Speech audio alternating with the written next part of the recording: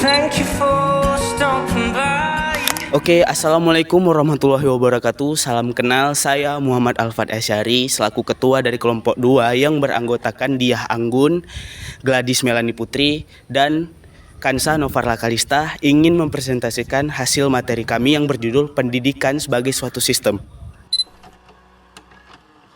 Sistem berarti sistema yang dikutip dari bahasa Yunani. Secara umum, sistem merupakan sehimpunan bagian atau komponen-komponen yang saling berhubungan secara teratur. Sistem bersifat abstrak dan juga dapat diartikan sebagai satu konteks yang saling berinteraksi untuk mencapai satu tujuan.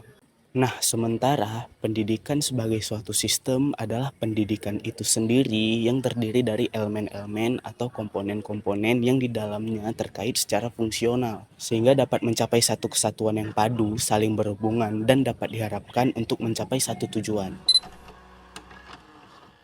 Sistem pendidikan.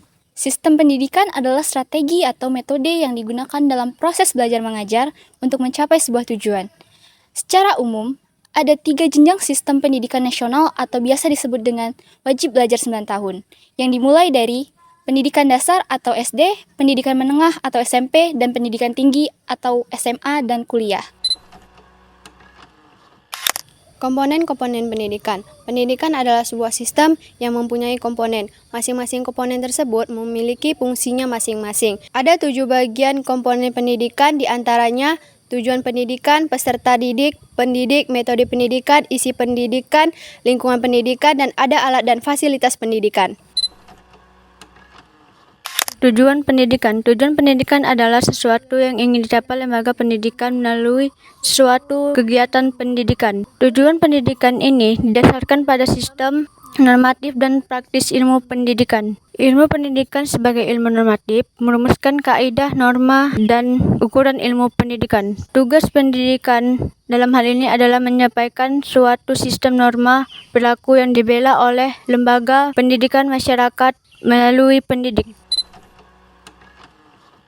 Dan setelah membahas dan berdiskusi bersama-sama, kami semua sepakat untuk menyimpulkan bahwasannya pendidikan benar-benar sangat penting. Dan hari ini kita sadar bahwa di negara kita, di Indonesia, pendidikan sangat perlu tatanan. Dan tatanan adalah apa yang dimaksud dengan sistem itu sendiri. Apa yang kita jalani, apa yang kita lewati, tentu saja perlu mekanisme dan sistematis yang jelas dan teratur.